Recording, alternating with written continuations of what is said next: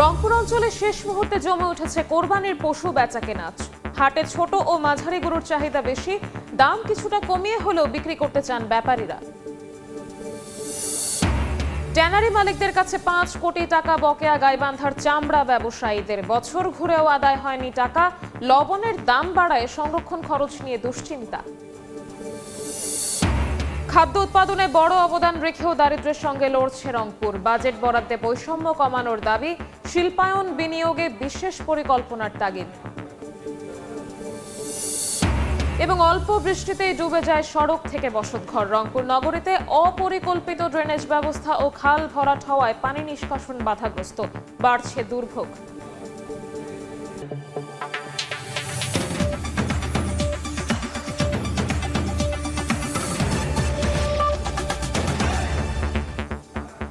আমন্ত্রণ সময় সংবাদের নিয়মিত আয়োজন বিভাগীয় সময়ে। থাকছি সপ্তাহের 7 দিন ভিন্ন ভিন্ন বিভাগের সংবাদ নিয়ে। আজ থাকছে রংপুর বিভাগ, আর সঙ্গে আছি আমি শবনম নিবিড়। জমজমাট রংপুর বিভাগের কোরবানির পশুর হাট। সকাল হতেই বিভিন্ন খামার থেকে যানবাহনে করে পশু আসতে শুরু করে হাটে। দুপুর হতেই হাট বিভিন্ন জাত ও আকারের গরুতে ভরে যায়। ঈদুল আজহার দিন ঘনিয়ে আসায় জমে ওঠে বেচাকেনা। জাল টাকা লেনদেন রোধে সতর্ক অবস্থানে হাট কর্তৃপক্ষ। এদিকে হাটে নিরাপত্তা নিশ্চিতে টহল বাড়ানো হয়েছে বলে জানিয়েছে পুলিশ। তবে দাম নিয়ে রয়েছে মিশ্র প্রতিক্রিয়া। দাম কিছুটা কমিয়ে হলেও বিক্রি করতে চান ব্যাপারীরা। ট্যানারি মালিকদের কাছে প্রায় 5 কোটি টাকা বকেয়া আছে গাইবান্ধার চামড়া ব্যবসায়ীদের। মৌসুমি ব্যবসায়ীদের কাছ থেকে নগদ টাকায় চামড়া কেনেন জেলার পাইকাররা। অর্থ বিনিয়োগ করে বাকিতে ট্যানারি মালিকের হাতে তুলে দিতে হয় পশুর চামড়া। এরপর বছরের পর বছর ঘুরেও পাওয়া যায় না বকেয়া টাকা। এর মধ্যে লবণের বাড়তি দামে সংরক্ষণ ব্যয় বাড়ায় উৎকণ্ঠায় তারা। চামড়া কেনা বেচার বিষয়টি সুষ্ঠু ব্যবস্থাপনার মধ্যে আনতে সরকারের কার্যকর পদক্ষেপ চান ব্যবসায়ীরা। এ বিষয়ে সার্বিক সহযোগিতা আশ্বাস জেলা প্রশাসকের।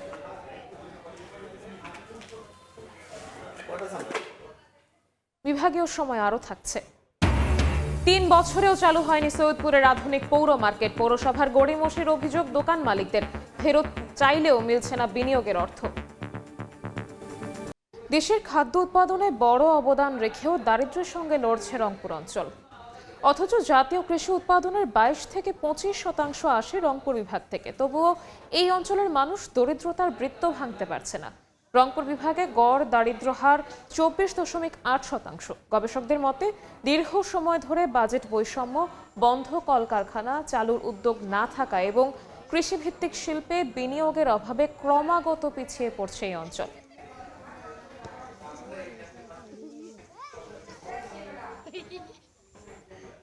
বিভাগীয় সময় আরও থাকছে। দিনাজপুরে চলছে ধান কাটার উৎসব। ব্যবহার হচ্ছে কম্বাইন্ড হারভেস্টার। দাম কমায় দুশ্চিন্তায় কৃষক। 80% ফসল পাকলেই কেটে ফেলার পরামর্শ কৃষি বিভাগের।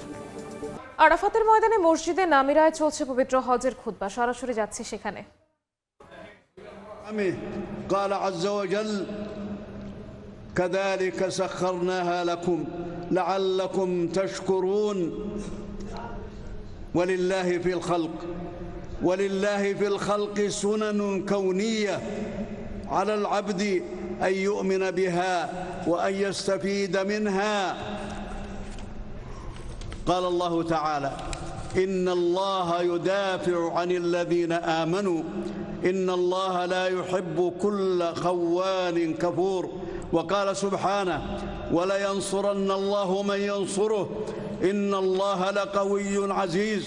ومن ذلك قوله تعالى فكأي من قرية أهلكناها وهي ظالمة فهي خاوية على عروشها وبئر معطلة وقصر مشيد وكأي من قرية أمليت لها وهي ظالمة ثم أخذتها وإلي المصير. ولقد أمر الله جل وعلا خليله إبراهيم صلى الله عليه তিনি কোনো বিশ্বাসঘাতক অকৃতজ্ঞকে পছন্দ করেন না। আল্লাহ সুবহানাহু ওয়া তাআলা আরো বলেন ওয়ালা ইয়ানসুরান্নাল্লাহু মান ইয়ানসুরুহু ইন্নাল্লাহা লাকাওয়িয়্যুন আজিজ। আর আল্লাহ অবশ্যই ওই ব্যক্তিকে সাহায্য করেন যে তাকে সাহায্য করে। নিশ্চয়ই আল্লাহ সর্বশক্তিমান পরাক্রমশালী। এ বিষয়ে আরো রয়েছে আল্লাহ তাআলার বাণী, অতঃপর আমি বহু জনপদ ধ্বংস করেছি দিয়েছি যেগুলোর বাসিন্দা ছিল জালেম, ফলে সব জনপদ তাদের ঘরের ছাদ সহ ধ্বংসস্তূপে পরিণত হয়েছে। অনুরূপভাবে বহু কূপ পরিত্যক্ত হয়েছে এবং অনেক সুদৃঢ় প্রাসাদও। আর আমি অবকাশ দিয়েছি বহু জনপদকে যখন তারা ছিল জালেম, তারপর আমি তাদেরকে পাকড়াও করেছি এবং আমারই কাছে প্রত্যাবর্তন স্থল। আল্লাহ তাআলা তার বন্ধু ইব্রাহিম আলাইহিস সালামকে হজের আহ্বান জানানোর আদেশ দিয়েছেন। তিনি ইরশাদ করেছেন, ওয়াযিন ফিন নাস বিল হজ্জি ইয়াতুকা রিজালান ওয়া আলা কুল্লি দামিরিন ইয়াতিনা মিন কুল্লি ফাজ্জিন আমিক। আর আপনি মানুষের কাছে হজের ঘোষণা করে দিন, তারা আপনার কাছে আসবে পায়ে হেঁটে এবং সব ধরনের কৃষকায় উটের পিঠে চড়ে। তারা আসবে দূর দূরান্তের পথ অতিক্রম করে, যাতে তারা তাদের কল্যাণের স্থানসমূহে হাজির হতে পারে। এবং তিনি তাদেরকে চতুষ্পদ জন্তু হতে যা রিজিক দিয়েছেন তার উপর কোরবানির নির্দিষ্ট দিনগুলোতে জবেহ করাকালীন আল্লাহর নাম উচ্চারণ করতে পারে। হ্যাঁ, বাস্তবিক পক্ষেই এ বিধান দেওয়া হয়েছে যেন তারা তাদের নিজেদের কল্যাণের স্থানে উপনীত হতে পারে এবং আল্লাহর নাম স্মরণ করতে পারে। হাজিগণ হজ পালনের আকাঙ্ক্ষা নিয়ে আল্লাহর সন্তুষ্টির উদ্দেশ্যে এবং সওয়াবের আশায় প্রাচীন ঘর বাইতুল্লাহ ও হজের পবিত্র স্থানসমূহের মহত্ব ঘোষণা করতে করতে দূর দূরান্তের গিরিপথ অতিক্রম করে আগমন করেছেন। মহান আল্লাহ সুবহানাহু ওয়া তাআলা বলেন, মসজিদে হারামকে আমি স্থানীয় ও বহিরাগত সকল মানুষের জন্য সমান করেছি। আর যে ব্যক্তি সীমা লঙ্ঘন করে এখানে পাপ কাজ করতে চায়, যে ব্যক্তি সীমা লঙ্ঘন করে এখানে পাপ কাজ করতে চায়, তাকে আমি যন্ত্রণাদায়ক আযাব আস্বাদন করাবো। তারা তাওহীদের আহ্বানে সাড়া দিয়ে এই স্থানগুলোতে উপস্থিত হচ্ছেন এবং তাদের উদ্দেশ্য হলো ইবাদতে আল্লাহর একত্ববাদ প্রতিষ্ঠা করা ও শিরক বর্জন করা। আল্লাহ তাআলা বলেন, সে সময়কে স্মরণ করো যখন আমি ইব্রাহিমের জন্য কাবা ঘরের স্থান নির্ধারণ করে বললাম, তুমি আমার সাথে কোনো কিছুকে অংশীদার বানিও না এবং আমার ঘরকে তাওয়াফকারী, দাঁড়িয়ে সালাত আদায়কারী ও রুকু সিজদাকারীদের জন্য পবিত্র করো। এই জন্যই কাবা ঘরের মর্যাদার সাথে সামঞ্জস্যশীল নয় এমন সব কিছু থেকে তাকে পবিত্র করতে হবে। অতএব হজের মধ্যে পাপাচার, ঝগড়া বিবাদ, রাজনৈতিক স্লোগান ও দলীয় আহ্বান ইত্যাদি কাজ করার কোনোই সুযোগ নেই। বরং হজ হতে হবে আল্লাহ তাআলার প্রতিবশ্যতা, নবী সাল্লাল্লাহু আলাইহি ওয়াসাল্লামের প্রতি আনুগত্য, বাহ্যিক ও আভ্যন্তরীণ প্রতিজ্ঞা, চুক্তি ও অধিকার সমূহকে সম্মান জানানোর প্রকাশ ক্ষেত্র। আল্লাহ ইরশাদ করেন, এটাই বিধান। আর কেউ আল্লাহ কর্তৃক নির্ধারিত পবিত্র স্থানসমূহকে সম্মান করলে তার রবের নিকট তাই তার জন্য উত্তম। অন্যত্র আল্লাহ সুবহানাহু ওয়া তাআলা বলেন, ওয়া মান ইউআযযিম শাআইরাল্লাহি ফাইন্নাহা মিন তাকওয়াল কুলুব। আর যে ব্যক্তি আল্লাহর নিদর্শন সমূহকে করবে তা হবে তার অন্তরের তাকওয়ার পরিচায়ক। এজন্য মধ্যে ভাষার অমিল, রঙের পার্থক্য ও দেশের ভিন্নতা থাকা সত্ত্বেও ভালোবাসায় ভ্রাতৃত্বের আবরণে পারস্পরিক পরিচয়, একে অপরের সাথে অন্তরঙ্গতা, অন্যের প্রতি সাহায্যের মনোভাব এবং মুসলিমের মাঝে পারস্পরিক দায়িত্ববোধের নিদর্শন ফুটে ওঠে, যার ফলশ্রুতিতে তারা তাদের কল্যাণের স্থানে উপনীত হয় এবং হাদী হিসাবে জবাইকৃত পশু হতে মুসলিমদের মাঝে হাদী হিসাবে জবাইকৃত পশুগুলো তার ভাইদের মধ্যে বিতরণ করে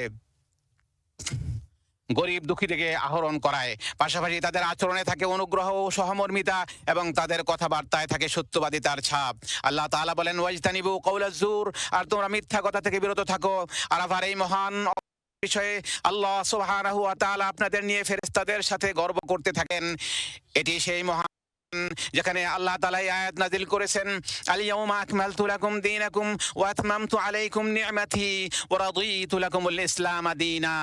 আজ আমি তোমাদের জন্য তোমাদের দ্বীনকে পরিপূর্ণ করলাম এবং তোমাদের উপর আমার নিয়ামত পরিপূর্ণ করলাম আর তোমাদের জন্য দ্বীন হিসাবে ইসলামকেই মনোনীত করলাম। কাজেই আপনারা হিদায়াতের নবী মুহাম্মদ সাল্লাল্লাহু আলাইহি ওয়াসাল্লামের অনুসরণ করুন। তিনি যোহর ও আসর একত্রে ও কসর করে আদায় করেছেন।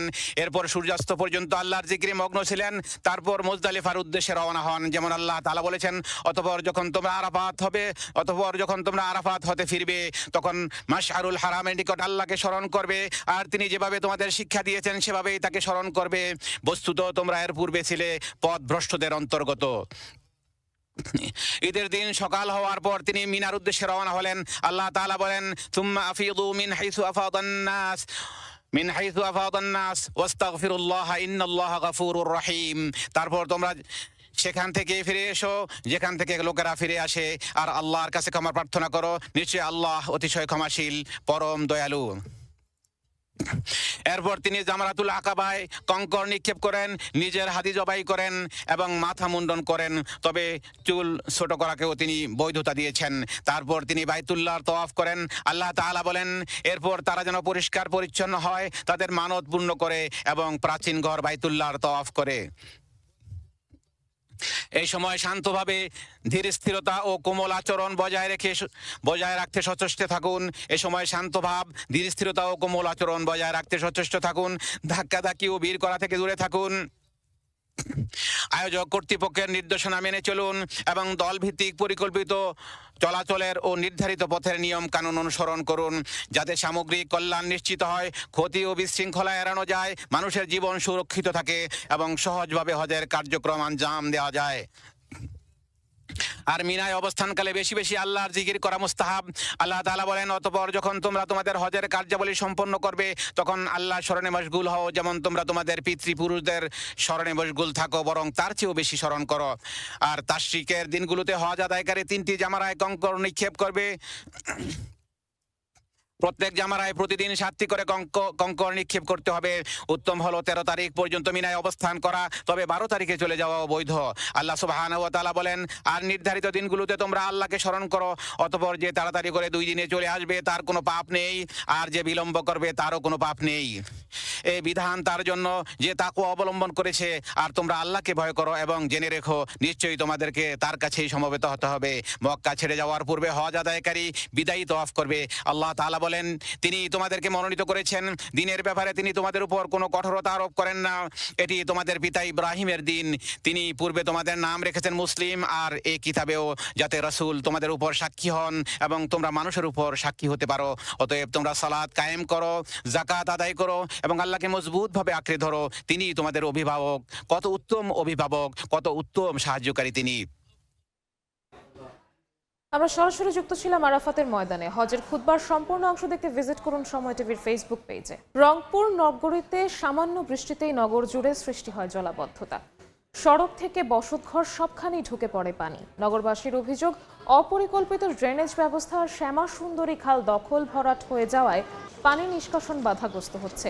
ফলে প্রতি বর্ষাতেই বাড়ছে ভোগান্তি। 3 বছরেও চালু হয়নি নীলফামারীর সৈয়দপুরের আধুনিক পৌর মার্কেট। 2023 সালের সৈয়দপুর পৌরসভার 2 কিলোমিটার বাইরে বাইপাস সড়কের পাশে নির্মাণ করা হয় মার্কেটটি। একতলা ভবনে 90টি দোকান ছাড়াও 2টি টয়লেট ব্লক ও পার্কিং এর ব্যবস্থা রয়েছে, তবে নির্মাণের 3 বছরেও চালু হয়নি। দোকান মালিকদের অভিযোগ, পৌর কর্তৃপক্ষের গড়িমসির কারণে এখনো মার্কেটটি চালু সম্ভব হয়নি। এমনকি অর্থ ফেরত চাইলেও নানা অজুহাত দেখানো হচ্ছে, তবে চালুর বিষয়ে কোনো সমাধান দিতে পারেনি কর্তৃপক্ষ। ধান কাটা শুরু হয়েছে দিনাজপুরে। এ পর্যন্ত কাটা হয়েছে 25 ভাগ ফসল। পেকে যাওয়ায় কেউ নিজে কাটছেন, কেউ আবার কম্বাইন্ড হারভেস্টার দিয়ে কাটাচ্ছেন সোনালী ফসল। তবে দাম নিয়ে দুশ্চিন্তায় চাষি। তারা বলছেন, উৎপাদন খরচ বাড়লেও বাড়েনি ধানের দাম। এ কারণে লোকসানের শঙ্কায় তারা। তবে প্রাকৃতিক দুর্যোগ এড়াতে 80 ভাগ ধান পেকে গেলেই কেটে ফেলার পরামর্শ কৃষি বিভাগের। বিভাগীয় সময়ের শীর্ষ সংবাদগুলো জানিয়ে দিচ্ছি আরেকবার। وأشهد أن لا إله إلا الله الملك العلام وأشهد أن نبينا وسيدنا محمدا عبده ورسوله। মহান রবের কাছে আত্মসমর্পণ। হজের খুতবায় ক্ষমা ও রহমত কামনা। এক আজানে জোহর আসরের নামাজ। রাতে মুজদালিফায় অবস্থান। কাল জামারায় পাথর নিক্ষেপের পর এবং রংপুর অঞ্চলের শেষ মুহূর্তে জমে উঠেছে কোরবানির পশু বেচাকেনা। হাটে ছোট ও মাঝারি গরুর চাহিদা বেশি, দাম কিছুটা কমিয়ে হলেও বিক্রি করতে চান ব্যাপারীরা।